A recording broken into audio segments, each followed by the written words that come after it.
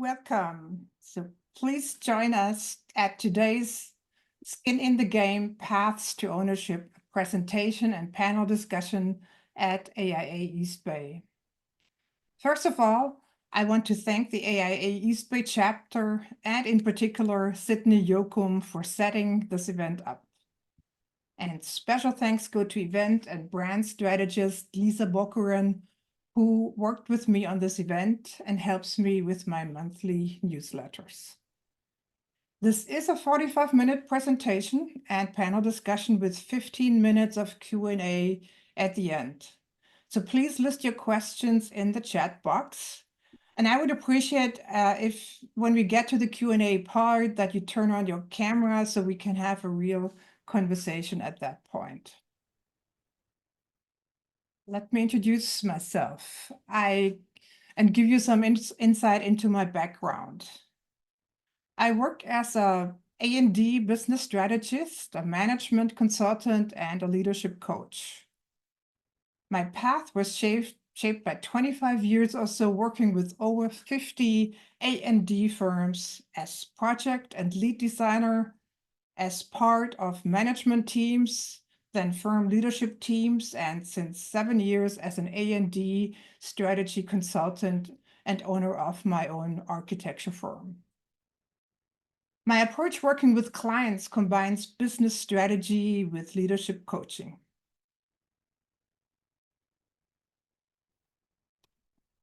Today's event continues the dialogue I started in 2018 with a series of 20 presentations I am and have been organizing to offer fresh perspectives on topics relevant to A&D practices.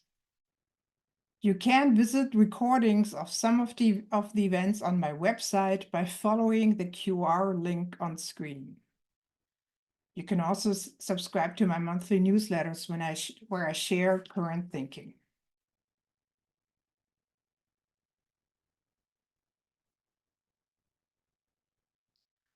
Today's event is structured in 5 parts. Part 1 is the panelist introduction. Part 2 dives into a summary of ownership transition options. Part 3 highlights the 5 phases of ownership transition planning. In Part 4, we open up the event to a panel discussion. And lastly, in Part 5, we open up for Q&A, as I mentioned before. So I'm going to introduce now the panelists to you. So please meet Kelly Ennis-Connellan, partner at Newbar Ennis Architects in Falmouth, Massachusetts. Thank you, Elizabeth. Hey, Kelly. Then Michael McGrory, principal at Kuth Ranieri Architects in San Francisco. And Michelle Loeb, partner at LDP Architecture, also in San Francisco. They will share their personal perspectives and experiences approaching transition planning. Either one of them is at a different stage of such endeavor, and I will get back into that in more detail later in the presentation. All right, so why don't we start with Kelly? Kelly, please share your story. Thank you, Elizabeth, and thank you, AIA East Bay.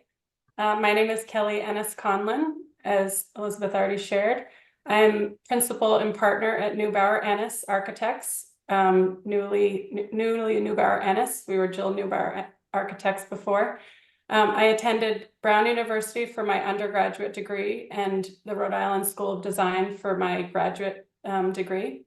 Afterwards, I lived in Philadelphia for 8 years, starting in 2008, which was when the downturn happened. And so I actually built houses for a while when I first moved down there and started my own design practice as well, and did that while I was down in Philadelphia. In 2016, I decided to move back up to Massachusetts to be home, to be near my family.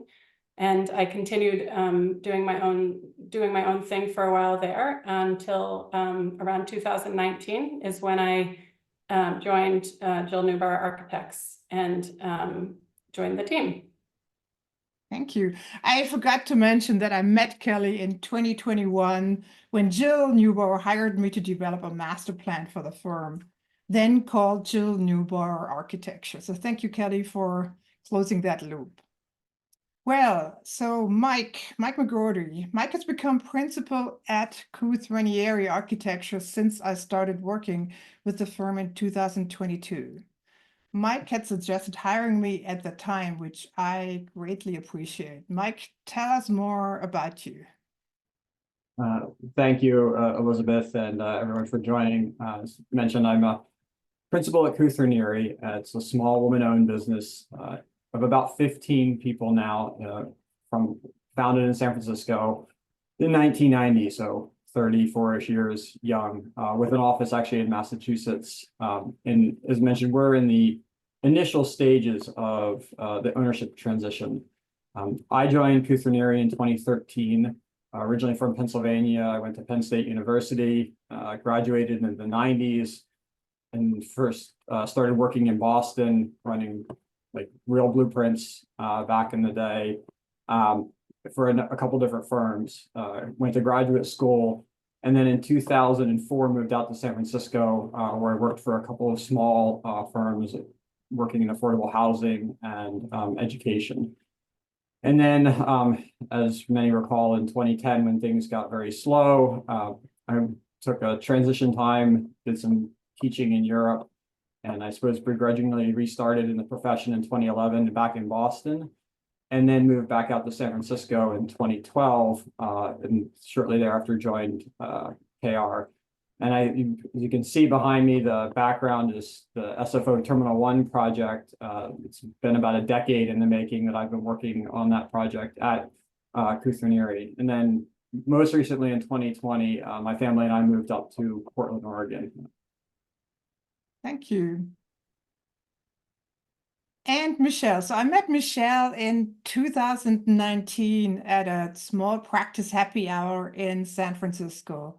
And we have since stayed in touch, and I'm occasionally acting as a sounding board. So Michelle, we are curious to hear more about you. Thanks, Elizabeth. I'm Michelle Loeb, as mentioned, a principal at LDP Architecture, previously Levy Design Partners. I'm a Cal Poly San Luis Obispo graduate and have been with our office since 2013. We are a San Francisco-based small woman-owned business with a focus on affordable and market rate housing, education, and commercial buildings. The project on the screen is 1288 Howard Street, a 129-unit mixed-use development on 9th and Howard Street in Soma in San Francisco. Our office was founded in 1979 by Toby Levy as a sole proprietorship, and I was fortunate to be approached in 2017 to consider partnership in the firm after two other partners were brought in 2016, and I became a partner in 2018. Oh, thank you. Thank you for sharing that. All right.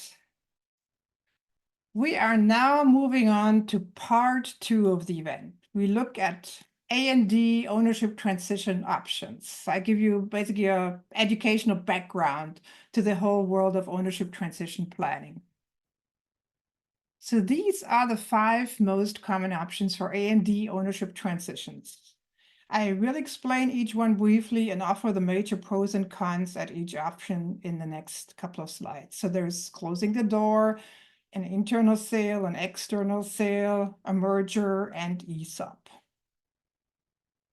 So the option 1, the closing down the business. So an option to consider is closing down the business, with the caveat that professional liability will go beyond the closing date. So arrangements need to be made when considering this option. The second option that I listed is the internal sale.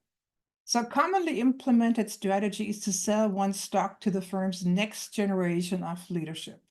You look at the announcement, the newly named firm Neubauer Ennis sent out the last 2 weeks to the world. So this is kind of the old generation and the new generation married, if you will. I'm very happy to see that. An internal sale allows for the firm's leader to maintain a legacy while promoting an internal candidate or internal candidates. A way to finance this option is often that the owners take a note promising payment to them over several years. If the departed principal was the chief rainmaker, then it may be difficult for the next generation to generate sufficient revenue. So in some cases, the firm either cannot continue to make those payments because of a lack of available funds, or simply that new owners may lose interest in paying, or new principals pay for a period of time, then stop paying. So I'm painting the worst case scenarios here that are not the most common scenarios, but just things to consider. Let's move on to the third option, which is the external sale. So selling a firm to another company is also a common strategy. By doing so, the owner becomes an employee of the buying firm. So selling to another company is a significant change to principals and to staff's work life, even if the acquiring firm insists otherwise. In this scenario, the principal will be reporting to someone, which they haven't done in possibly decades. However, an external sale tends to generate a higher value than an internal sale. So that's for some owners a major consideration.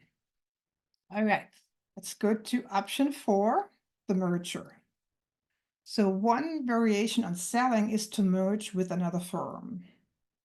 A true merger of equals consolidates two businesses into one, possibly with a new name. This transaction can be without exchange of funds should the merging firms have the same value. Now, the vast majority of deals that are termed mergers are in reality acquisitions. In that case, the selling principals receive a compensation package.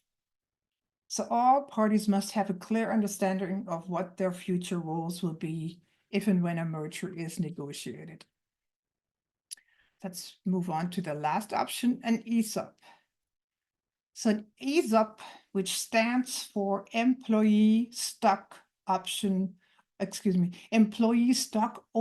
Plan, ESOP, Employee Stock Ownership Plan, is another way of ownership transition. This option is for firms with more than 20 staff and allows owners to sell the stock to the firm as an entity via a trust. The firm receives a loan from an investment company to pay the owners for their stock. The stock then is distributed to staff via a vesting schedule, and the firm as an entity is responsible for paying back the loan. This kind of transaction may offer significant tax benefits for the seller in addition. So the concern that I mentioned earlier about the new principals not paying an owner directly can be a driving reason for choosing an ESOP for an owner when considering options. All right, so to advance the slides, I apologize. In part 2, so we finished part 2, we're going on to part 3. In part 2, we looked at options for transition planning.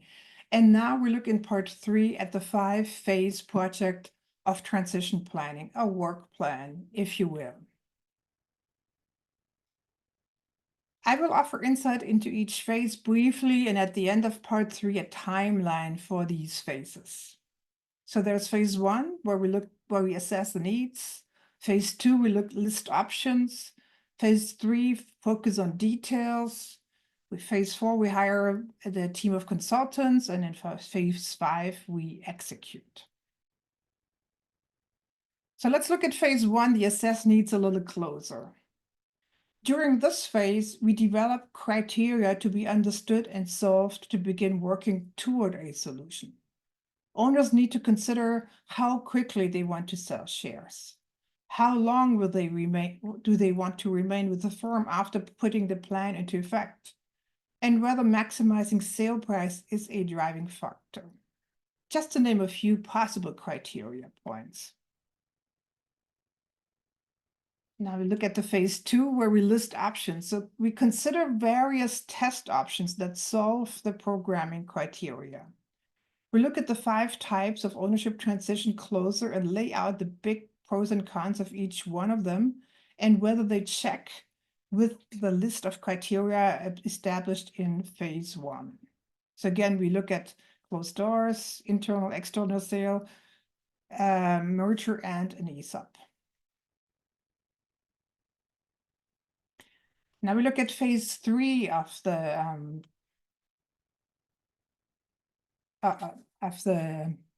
planning. We focus on details. We drill down into details of the options that lead towards an appropriate result, possibly lay out a plan in bullet points with numbers and years associated. To name a few options, to name a few considerations. Excuse me, I have a technology issue on my computer. To name a few considerations, if the transition is internal via sale to a new leader or an ESOP, the owner will most likely be with the firm for at least 2 years. If the owner holds a note for the firm's payments to them for their stock, they need to remain connected at least until the note is paid off and need full access to the books on a monthly basis. And if the transition is external via a merger or acquisition, the acquiring firm will typically expect a 3 to 5 year transition plan, and the agreement will usually require adherence to revenue and profit goals and a potential reduction if the goals are not met. Now, what you look at in the diagram on screen is phase 1 is the red box, 2 are the 5 bubbles in colors, and then you see the subsequent bubbles below it, which are all the details of each one of the options we looked at. What they have in common is, like, except for the closing doors, all the 4 options, they have a phase where you identify who are the key players. You have to go through evaluation of the firm. You have to develop a transition roadmap. How long does it take to go through each step? You develop what is called a transition pro forma. How much money is exchanged for how much % of ownership at what time? And you have, of course, an agreement in place that becomes a legal document. The merger and the external sale have an additional phase where you identify criteria for selecting a prospect firm for a merger or acquisition or being acquired. You also you create a profile, you do a prospect outreach, and there's, of course, negotiation necessary before you come to the agreement stage. The ESOP, employee stock ownership plan, of course, needs an investment bank that is a major party in that entire transition planning. It has another set of consultants necessary to really execute that. So in phase 4, we hire the team of consultants. So we retain consultants with expert knowledge of the disciplines needed to document the solution, collaborate with stakeholders, and work on an effective project budget. To name a few, there is a financial planner, evaluation expert, attorneys, strategy consultants like myself. I am typically involved since phase 1, though. So I'm part of the making the assessment and creating a path moving forward. I take a little bit of a sidetrack here too. I am always asked about how a firm's value is established. So there are firms specializing in this and you hire them during that phase. But the short answer is follows. An A&D firm's value is established by looking at their fair book value taken from the balance sheet and adding goodwill factors or values specific to professional service firms. So goodwill factors are a combination of weighted values for profit, backlog, revenues, and staff size over a 4-year period. Sounds very simple. It's a complex exercise. Just wanted to give you a glance at that. But looping back into the 5-phase plan. So we go back into the phase 5 where we execute. What that means, we sign the agreements, payments are made, new owners are named and announced, and old owners are stepping back. And now we look at the timeline as I promised early on. Each firm has a different timeline. In my experience, the overall process takes anywhere between 5 and 10 years, possibly longer if a master plan is developed well ahead of time, of a leadership transition adding new partners to the ownership team, or of a planned retirement. Planning well ahead is what I highly recommend. So the phases 1 to 4 can be as short as 3 to 6 months each. However, the execution phase 5, tends to be 2 years and longer. And again, overall a 5 to 10 years process that we're looking at. All right, that was the educational part, getting you ready for the panel conversation. So now that we've heard about the work plan for transition planning, let's hear what our panelists' experience is and has been going through these phases. Please note that either one is in a different phase at this point in time. Kelly is in the execution phase, while Michelle can look back at all phases, and Mike is at the beginning of the process. So I stopped sharing my screen so we can focus on the panelists, and I would appreciate I start with the first question going towards Kelly. Kelly, how did you arrive at your decision to join forces with an existing firm rather than continue with your own firm? Well, as I shared, I had been doing my own thing for quite a while, and I felt like it ran its course, and I had really accomplished what it was that I wanted to accomplish. And for me, it was really about a new growth opportunity and being able to join a team and start doing bigger projects and learning other programs, and ultimately really getting into management and being part of a team. Cool, thank you. Michelle, so how did you arrive at the decision to join with an existing firm and not consider opening your own firm? When approached to be a partner, I realized it was an opportunity to grow within our firm, and it created an environment where I could be groomed into my current position. I had been interested in the business side of architecture practices, but didn't want to start something from scratch or be a solo practitioner. So it was a perfect opportunity to integrate into an existing firm with all the groundwork in place and with folks that I already enjoyed working with. Cool. Yeah. Mike, what drove your decision to go down that path? Yeah, I mean, there was not a lot of intentionality on my part to become an owner when I joined Kuthner in 2013.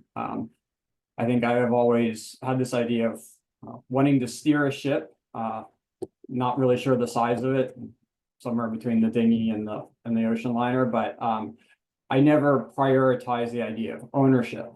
And so, I don't know if I'd say it's organic, but there was a huge opportunity from the outset to grow and to learn when I joined Kuthner, and it was very sort of serendipitous in terms of my arrival, which it was the founding principals and one other employee when I came on board to where we're at now with roughly 15.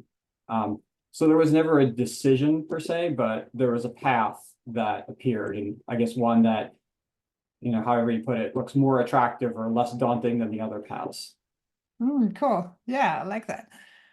Mike, I stay with you. So the next question is, how does being a firm leader empower you to write your own script and shape your role? Yeah, I mean, obviously, as you become a leader, you get sort of more authority in terms of creating the script. But I think in some ways you create the script before you become a leader. In some ways, you step forward and you initiate, you take on sort of new roles and responsibilities that perhaps you weren't always asked to do.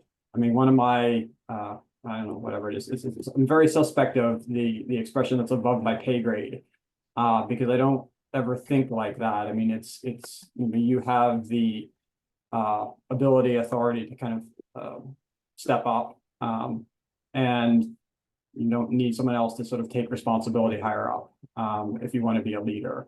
And so, in terms of like what I want to do, I suppose someday I hope that I can put away the timesheets or smart sheets or spreadsheets and like design something someday. But I expect that'll all be generative AI by the time I get around to that. Yeah, I think that's something we should also focus a little bit on, the additional responsibilities that come with it. Yeah, Kelly, what's your take on how does being a firm leader empower you to write your own script and shape your role? I was hired as a project architect at JNA when I started, and soon found out that I wanted to help steer the ship. And so I very soon moved into studio lead, and Jill has been wonderful as a mentor because she has allowed me to take on anything I want in terms of leadership. And so that's been really wonderful because I've just grown into it really organically. And so, being studio lead really led me to be in a place where the staff could come to me and use me as a sounding board. So there was this in between Jill and me. And so it was really something that changed the culture of the firm as well, which was nice, and really started creating more of this team atmosphere versus it just being Jill and the rest of the staff. So that's been really a nice shift, I'd say. And then it's just continued from the start, where every year I just take on more, and it's really helped Jill free up in her time as well and get back to designing. As Mike said, I'm taking on all the QuickBooks and she's doing the designing again, which is really, I think, wonderful. So yeah, I think it's just been a really organic process in terms of growing in the firm. From what I hear, just summarizing, is that in a way both firms created this middle management position, if you will, that you stepped into as a path towards ownership, where you took on a lot of the operational responsibilities, I guess. Yes. Michelle, tell us about your path. How does being a firm leader empower you to write your own script and shape your role? I think overall it's allowed me to have more of a voice in the office. Over time, I've sort of found my niche, refined certain skills and interests, and it's allowed me and my newer partner to change things in the office that we thought could be improved upon and have the ability to do so. Similar to Mike and Kelly, the willingness to step in and do has been an important part of the transition process and shaping my role to, be what it is today and do my daily tasks. Got it. Does either one of you add on? Is there already a path visible where you leave the kind of middle management extra role and kind of become the leader and do other things? How does that happen? When does that happen?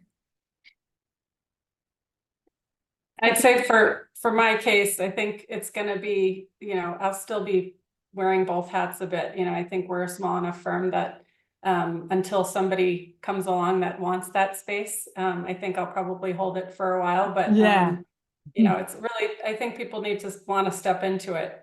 So you wear all the hats until that time comes. true. Yeah. So you need to find another Kelly, I guess. Okay. Let's move to the next question. Michelle, how do you strike a balance between honoring your firm's history and creating your vision for the future? With many years of working together and our decisions being made by committee, we're still steering the ship, so to say, together.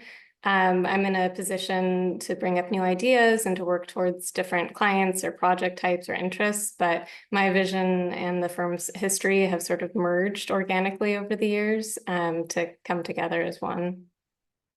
Mm-hmm. Kelly, what's your thinking? So geographically, JNA has always been on Cape Cod, and I live about an hour north of Cape Cod, and I live where I grew up, and I've always wanted to get work going up in that area. So it's been really great as I've become have had more of a voice in the firm. We actually opened another branch up by my location, and so Jill's been really open to that, which has been great. And so I think in terms of putting my voice in, it's really bringing some of my work to the table, being able to bring in the work And that seems to be, the next step. And that's, I feel like that's how I'm really going to help put my stamp on things. Awesome. All right, Mike, how do you strike a balance between honoring your firm's history and creating your vision for the future?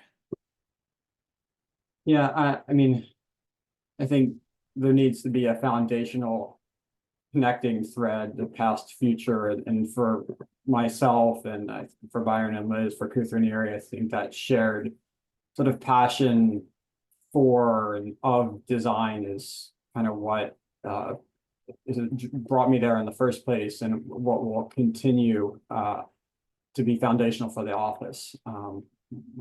The power of design and architecture and how it impacts the world, I think, is really consistent.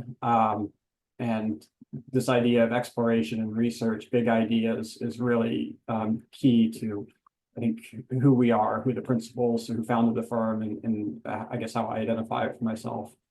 And one other part of it that's, I guess it veers a little bit off the professional, more towards the personal, but something I could have never predicted was just the balance of life, and the familial aspect of the office and how important it is. And that has made a huge difference in terms of, what I see in terms of how I want to have an office, or what I want to see for myself in the future, and how the firm has grown on me.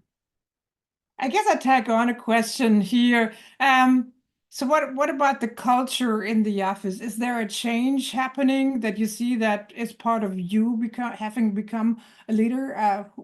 Kelly, do you want to take a lead on that? I think generally speaking, in our firm right now, we have a really solid team that's been there for a while now. I think we had some shifting tides during COVID, as I'm sure others did. And we have a tighter team right now. We're very family-like as well, like Mike said. And I think some of it, I'm not going to say it has to do with me as studio lead, but I think that they're having that in-between person that's not just the principal has been helpful. And I think open lines of communication and things like that have been really helpful in terms of really people being cohesive in the office. Good. Michelle, what's your thinking on that?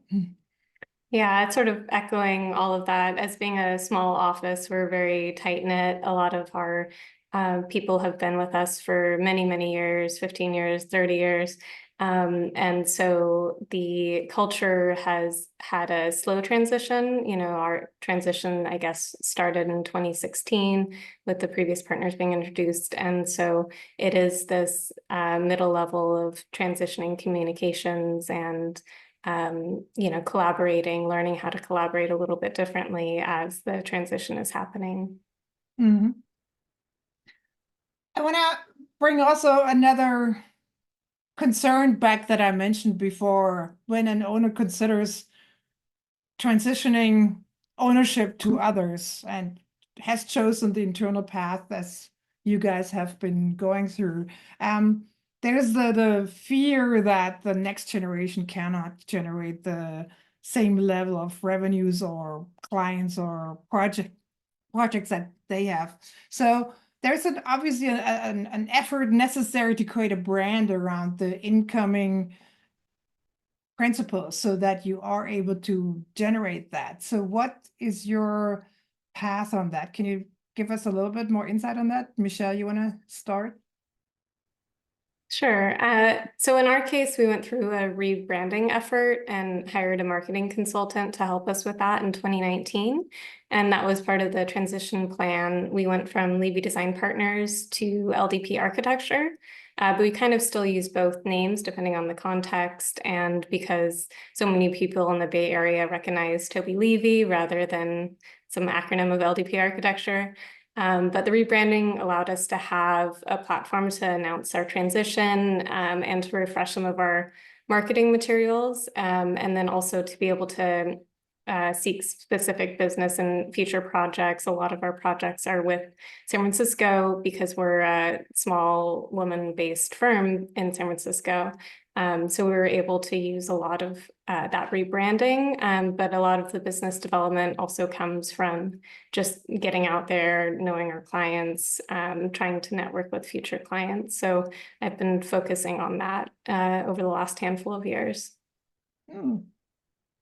Kelly, you have mentioned a little bit, but I would like you to elaborate more if you can. Yeah, I think similar to Michelle, we went through a major rebrand just, it was just announced 2 weeks ago. And, Jill was gracious enough to add my name to the firm name, which is really wonderful.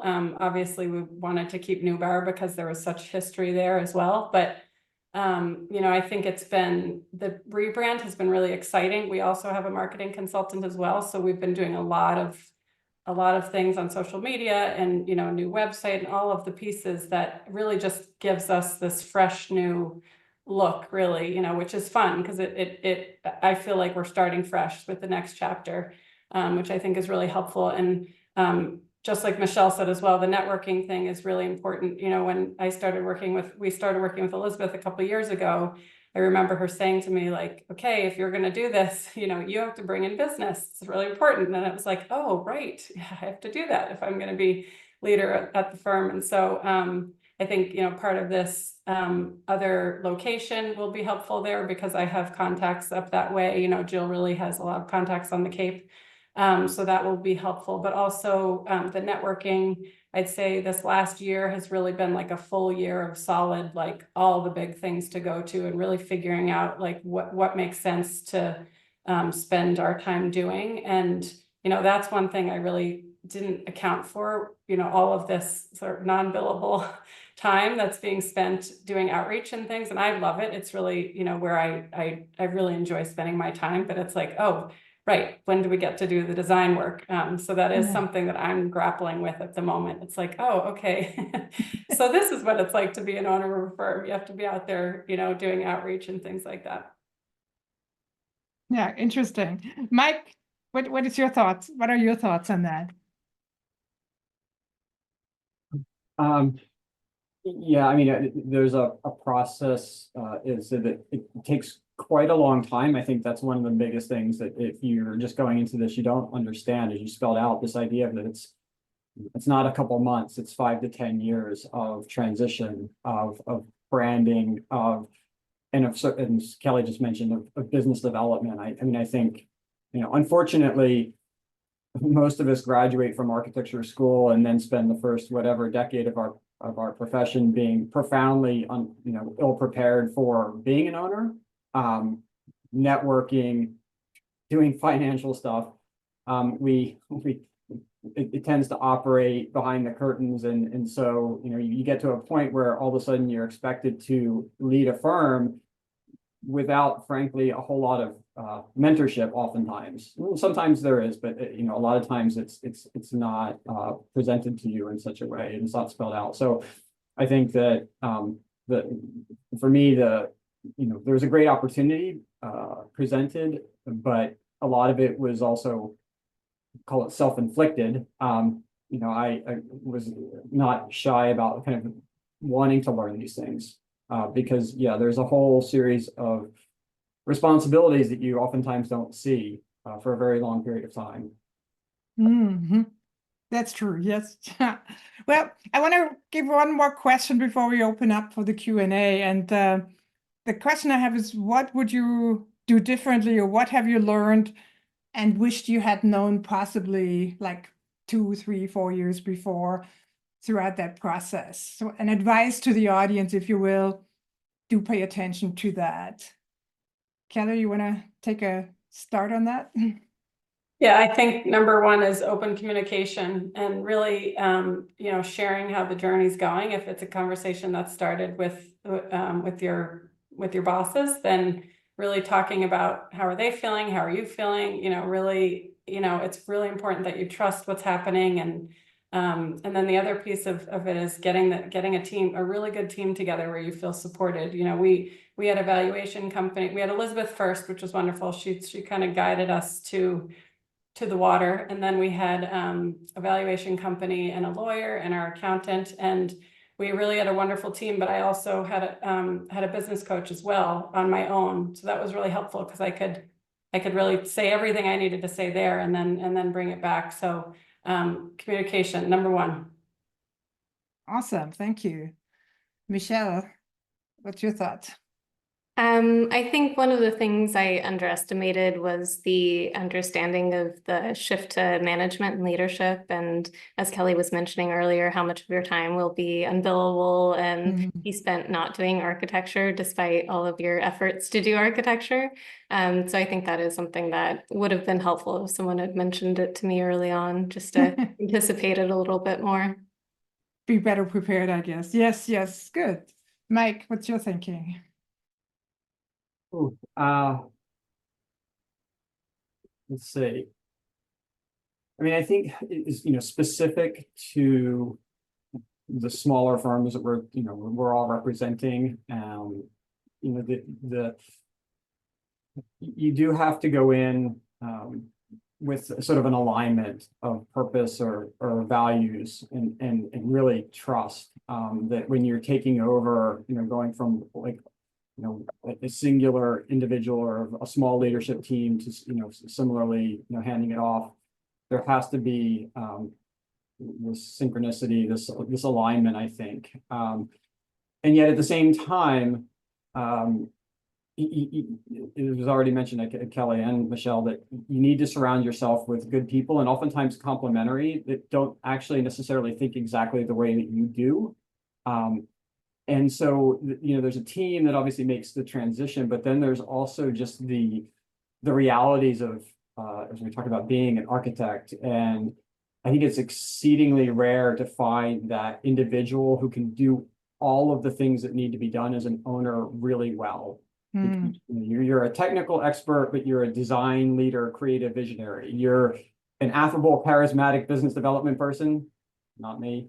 Or you're like the orchestrator of finances and contracts. And so doing all of those things concurrently, I mean, it's hard to do as it is. It's really hard to do well. And it's certainly just to have the hours in the day is super challenging. And so I think finding those people that brings out the best in yourself and then obviously complements you is challenging, but really critical. If you're really thinking about wanting to be an owner, I think you have to think about, owning what and who's going to be surrounding you. Good. Thank you for sharing that. Well, so making a plan for an ownership transition is a complex team effort.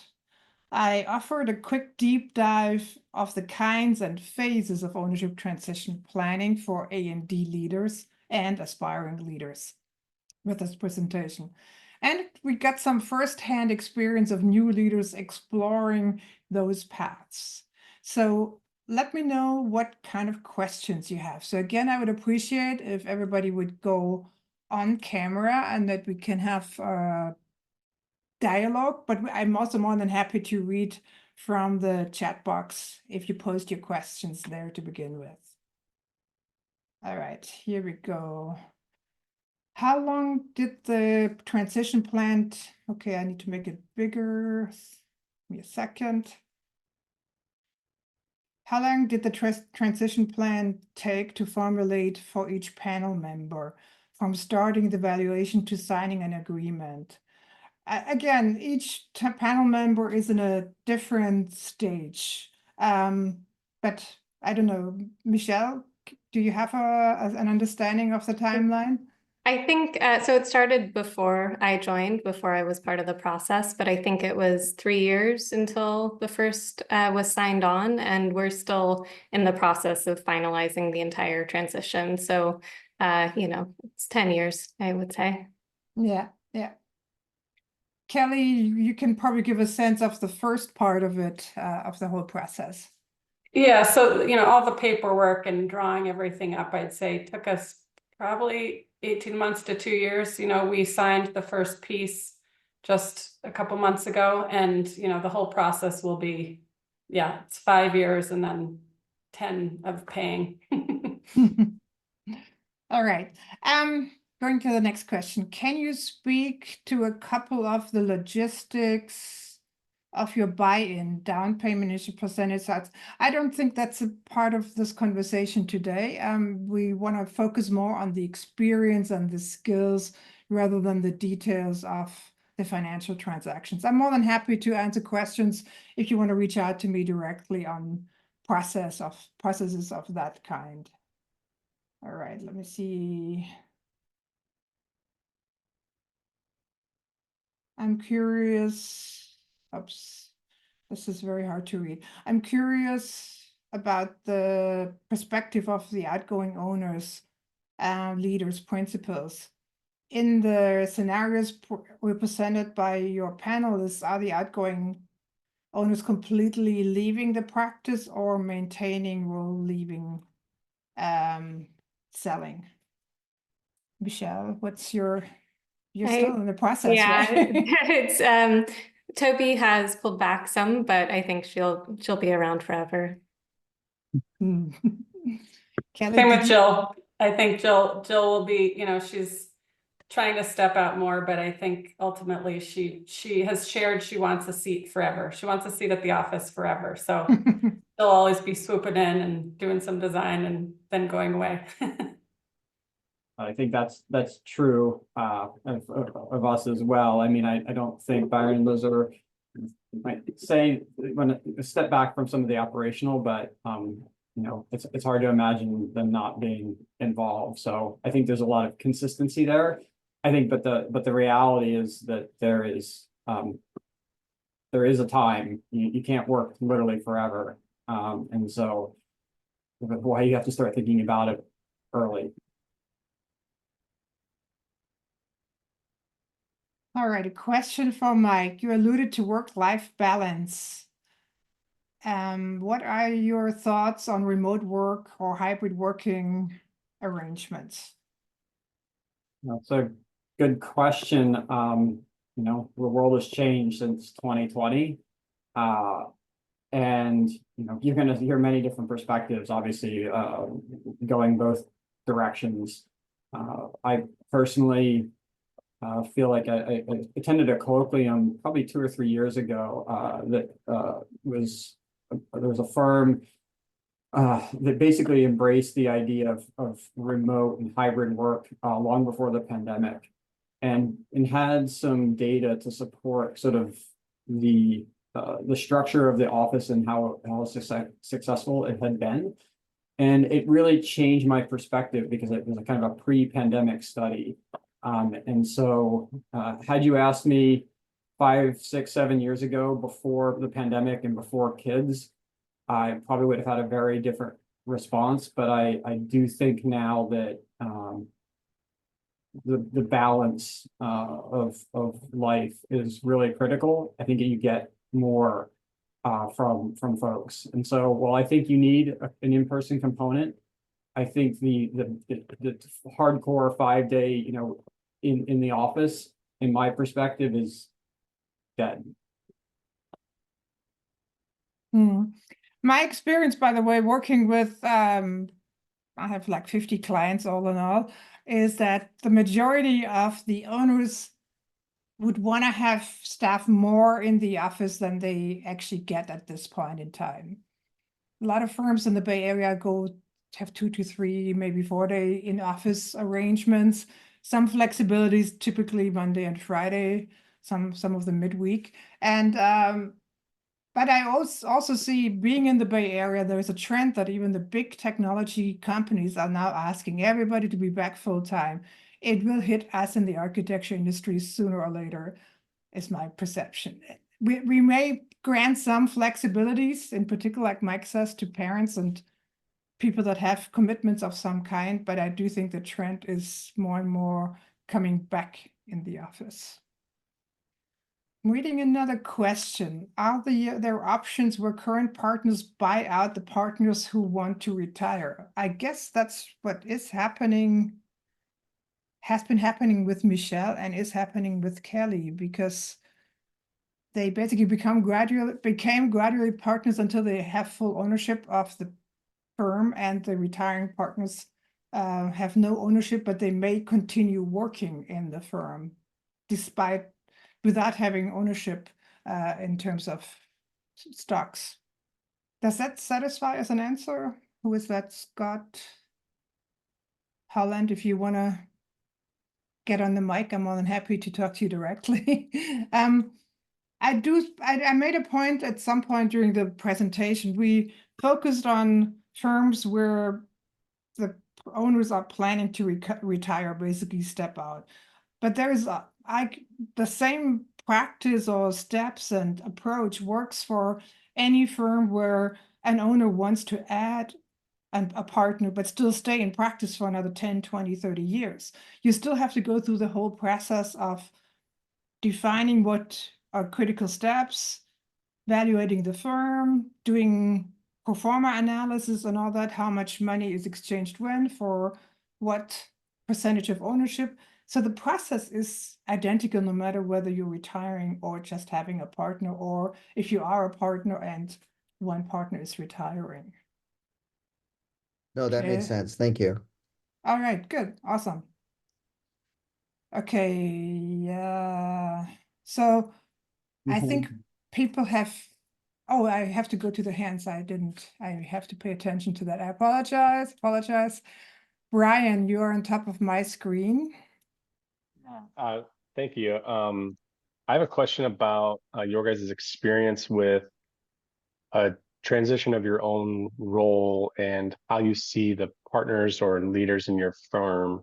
I think, as a young professional, you transition from being someone who is incredibly inspired by the people that you work with, and there becomes a point where you have to kind of make that transition from being the inspired to inspiring people that you work with. And I'm curious what your thoughts are on that. That's personally something I've struggled with a little bit, is that transition of leadership role. Who wants to go first? I guess I can take that. I struggle with that too, and I think it's difficult to fill these huge shoes of, founders in these firms. And one thing that's been important for me to understand is that I am very different than our founding partner, and that I can't do things the way that she's always done things, in the exact same way, but I'm still in the learning curve of trying to find the best way to communicate, to have good office culture, to maintain good employees, and inspire good design in the office. It's something that I think is like a forever learning curve that's going to happen for me. I would totally concur with what Michelle said. I mean, I think all of us have to find, our own path to some extent. We are not our founders, even though there's alignment, as I said, in sort of passion or values. There's certainly, there's evolution. Things, change is constant. And so, within the profession and just as individuals, if you want to be a leader, you find what it is that motivates you. I find for myself, one of the key things is wanting to be, I guess, say trusted, to reach out, and to be constant, in terms of presence for everyone who works at the office, as much as I can, and not sort of great communicator or that good at outreach, but you really have to, I think, make that effort. Not to say it's inspirational, but I do think that it's critical to being an owner or a leader. And I just want to add that I think it's really important. I'm learning that it's really important to empower those that are, in the office with us, and really trying to make it be everybody have a voice. I think that that's important to grow the culture of the firm. I've found that that's really helpful. Awesome, thank you. I'll call Nicole. Hi. Oh, thank you. My question is in regards to working with your team, maybe some of the experiences and things you've learned about working with your team with helping to retain the staff that you have over these transition processes. You all mentioned that none of this is a very quick transition, 5-10 years at some point, maybe even having the original owners still present for quite a while.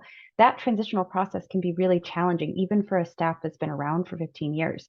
So how do you navigate that? What are some tools and things that you use to help maintain that positive culture and I guess the inspiration to stay with the same firm?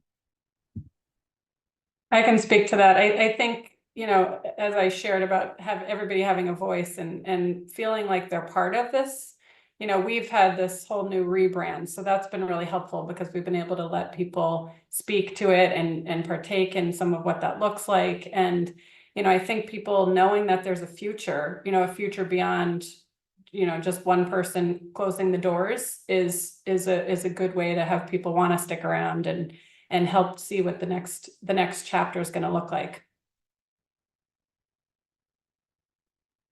Thank you. Yeah.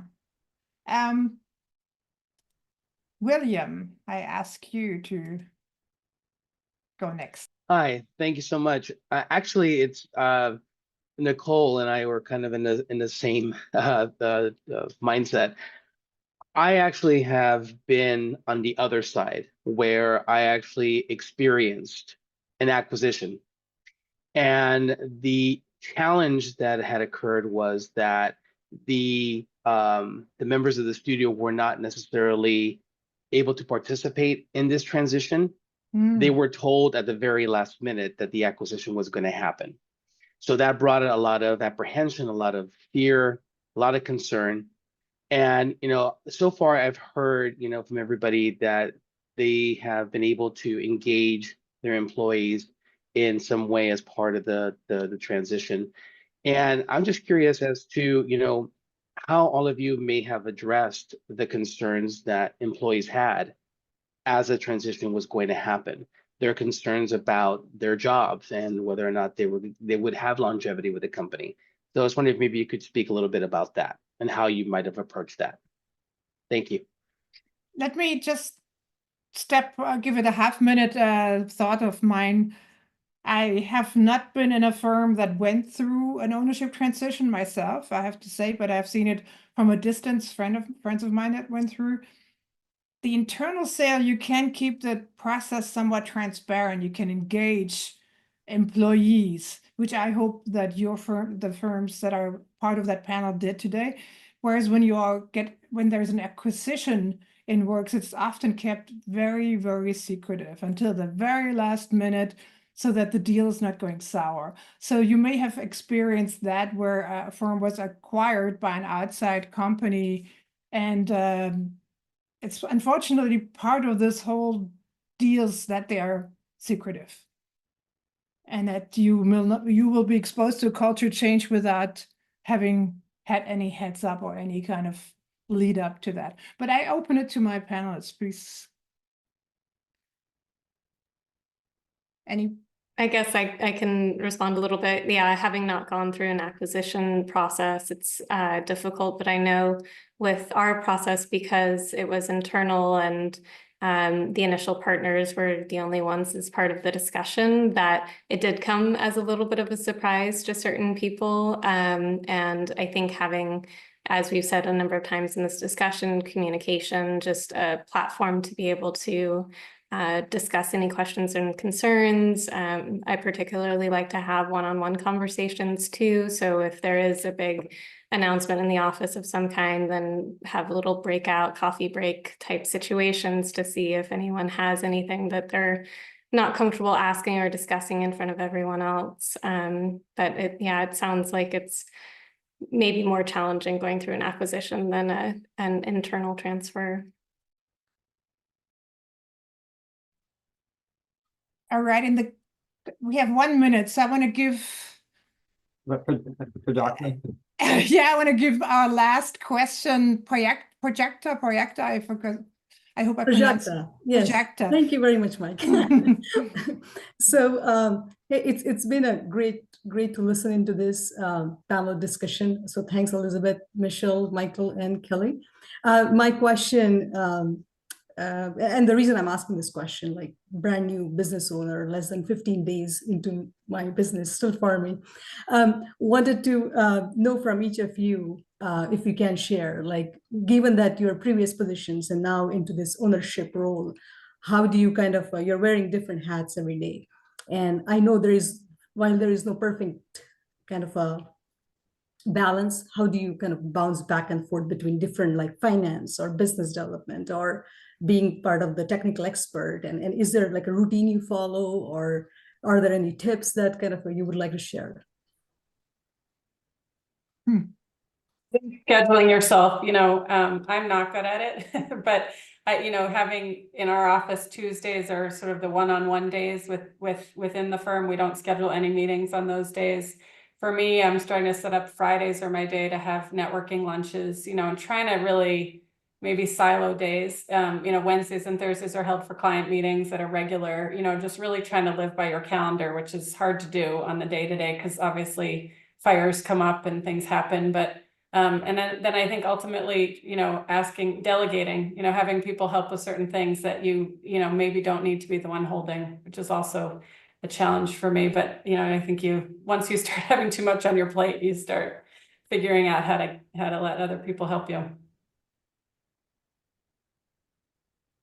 Yeah, I would agree with that. I mean, I think delegation is a really hard transition to make as well, as you kind of work your way through the profession and getting prepared to do that. And now as a single sole proprietor project, I guess, you don't have to worry about that, but you have to worry about wearing those 15 different hats. And I like Kelly's idea of kind of partitioning. I don't know how that works in practice, but